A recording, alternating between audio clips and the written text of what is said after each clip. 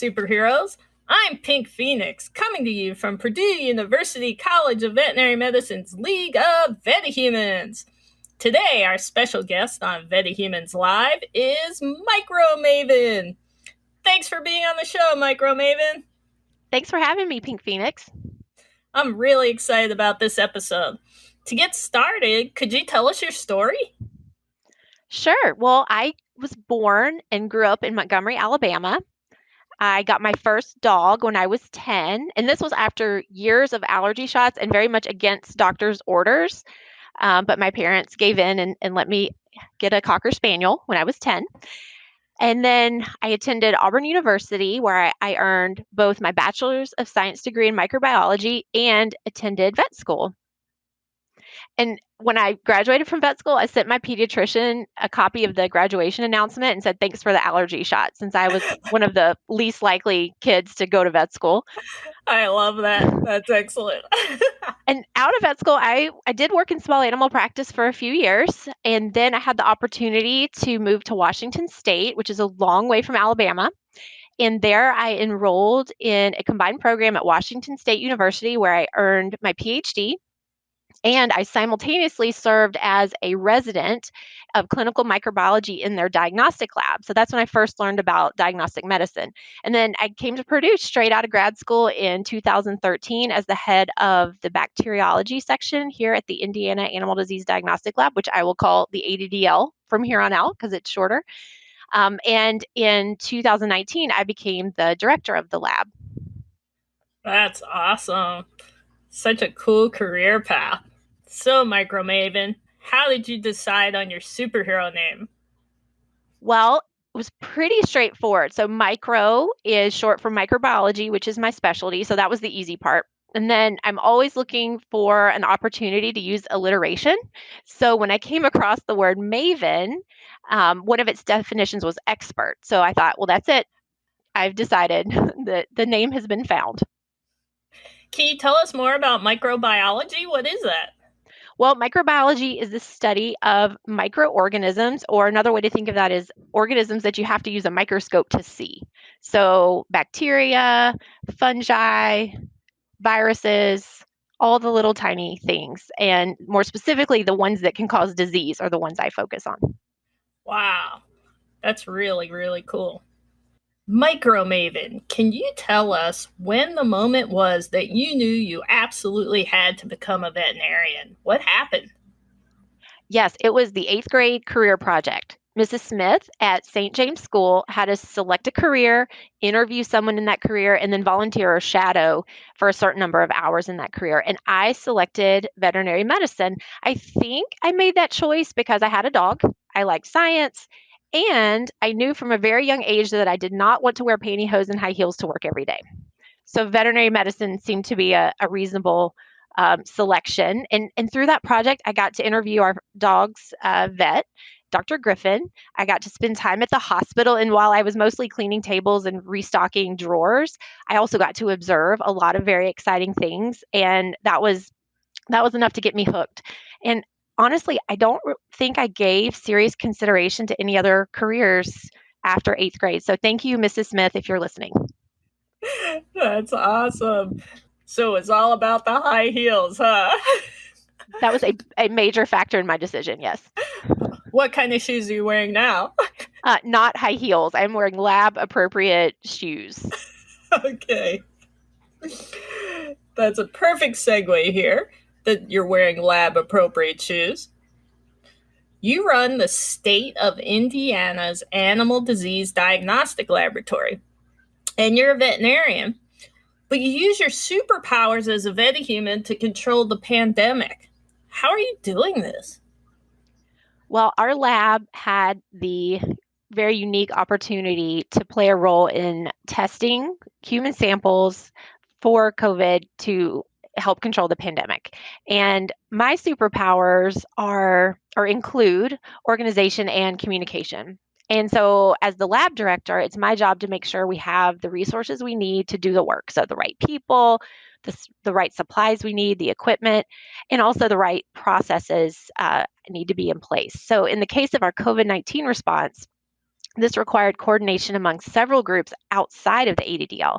And if something wasn't working right or as efficiently as it should, it was my job to make sure the needs were communicated and solutions were reached. But the professionalism and expertise of the entire ADDL team was really what was key to the successful COVID response. Who are all the groups you had to work with? Well, we worked mostly with groups on campus, so the folks that would help supply the money for equipment that was needed, the folks working at the testing center so we could coordinate getting the right kind of samples and getting them to the lab in a coordinated manner.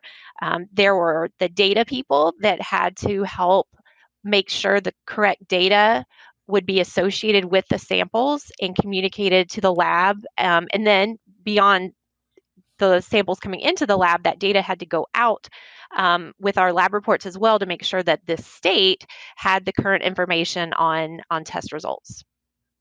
And you didn't just do testing for inside Purdue, right? You did some outside work as well. Yes, we did a small amount of testing for our local hospitals, and this occurred over winter break of 2021 when our campus testing slowed down because everybody or a lot of people went home.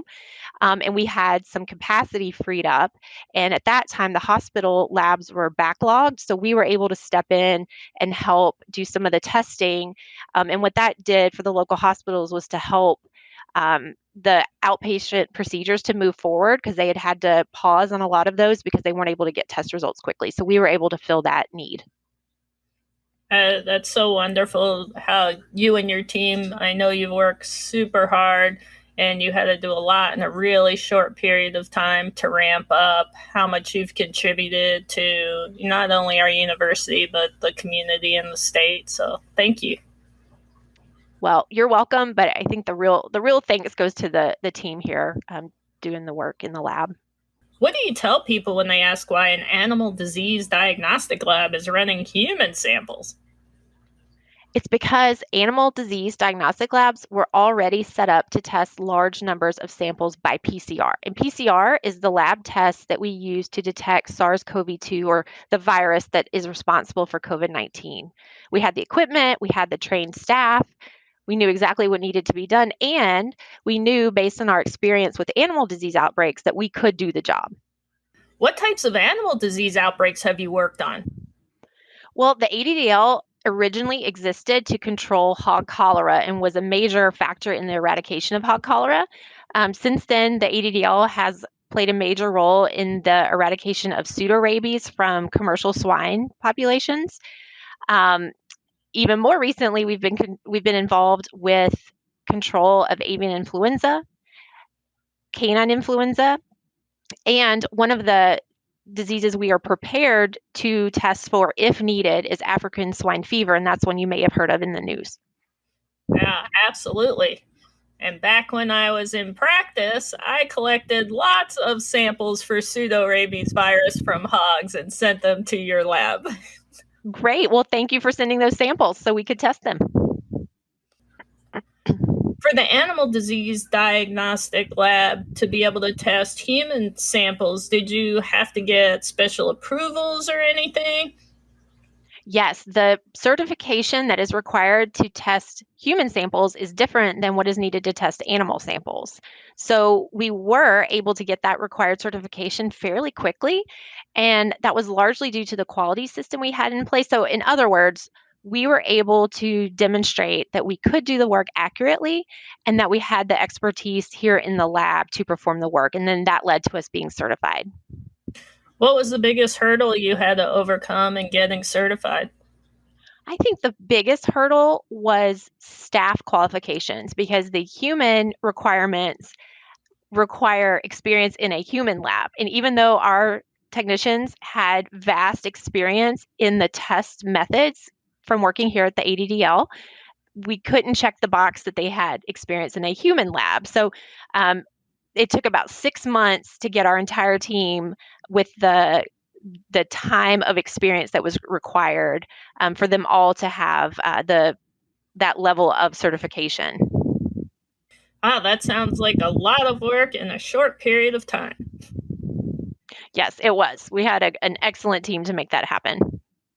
Speaking of a lot of work, you have a very large team of dedicated staff who were working 24/7 during the early stages of the pandemic. How did you keep everybody motivated and prevent burnout during such a challenging time? That's such a tough question. Our team was amazing. I tried to have a consistent message of appreciation that their work was making a difference on campus and in our community. And I brought cupcakes. But honestly, I don't know how much any of those things specifically helped. Our team gave up weekends with their families to make sure tests were available in less than 24 hours. And they really just pushed through, and they are ultimately the real superheroes in this story. You absolutely have an amazing, amazing team. Your team has tested a lot of samples. I think, isn't it somewhere over 200,000 right now? Yes, we have tested over 200,000 human samples for COVID-19 since the pandemic started. And we've also sequenced over 600 samples. You sequence them to see the strains, right? Exactly. So we know what is present in our population. So, as the head of the diagnostic lab, how has seeing the test results come in, all the numbers, the different strains of SARS-CoV-2 or the COVID-19 virus impacted your perspective of the pandemic? Has it changed your behavior personally or professionally?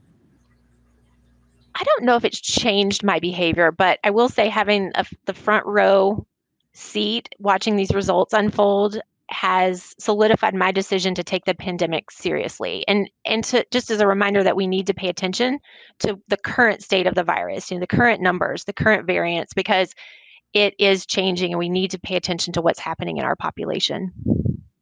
Viruses are pretty incredible because they're constantly changing and we have to constantly adapt. So, a lot of us have had to give up some things to get control of the pandemic. What have you done as a family? From the kids' perspective is they don't get to have the play dates or the sleepovers as frequently as they used to, and we're screening different families, and they're asking me a lot of questions about our vaccine status and our behavior. So it's just a whole nother layer to have those social interactions. If you were in charge of the universe, what 3 things would you ask people to do to help get this pandemic under control? Well, I don't have a very creative answer for you, but I would ask people to do these 3 things. I'd say first, stay home if you aren't feeling well. Second, please wear a mask when you're in public. And 3, please get vaccinated if you are able. And the reason for these 3 items is because we have data to show that these are control measures that help. Absolutely. I think if we can all just double down on those basics and wash our hands, yeah, wash those hands. We'll be all set. This has been a pretty stressful time. What's the biggest challenge you faced during the pandemic, and how are you managing it or overcoming it? I think my biggest challenge has been loss of time with family outside of my household. I'm going to give you a few specific personal examples. The first is that my grandmother died in March of 2020, just as the world was shutting down. And my little household here in Indiana attended her funeral in Alabama virtually. And never in my wildest imagination did I ever think anything like that would ever happen. I got married during the pandemic, and we had a micro wedding with only a few people present instead of the big celebration we had anticipated. And then I had a baby during the pandemic, and so we weren't allowed any visitors at the hospital. But luckily, my room was on the first floor, so my big kids were able to come to the window and visit us through the window and get to see their new baby brother. And so through all these examples, we have found a way to adapt and move forward. And we have interesting stories now to tell the future generations. You are absolutely a superhero. Those are lots of big life events to have happened. You did it. You made it through. What's been your best day ever as a vet so far? it's really hard to pick one day, but I have a story that I love to tell from many years ago when I was still working at the small animal practice in South Alabama. And so I want to share that with you as my best day. Excellent. I want to so- hear it. So the clinic where I worked, but mostly my boss, we were the vets for the local zoo. And on this particular day, my boss was out of town at a conference. And the head zookeeper calls our clinic and describes a monkey who had just had a baby and wasn't acting right. So I said, Cindy, if it was a dog, I'd say she were eclamptic and she needs some IV calcium. And she said, I'll be right there. And so on that day, I saved the life of a monkey. That's so cool. That never happened again. That was an isolated event. Well, good thing you were there for them. Right. That monkey thanks you. You have had such an awesome career as a veterinarian.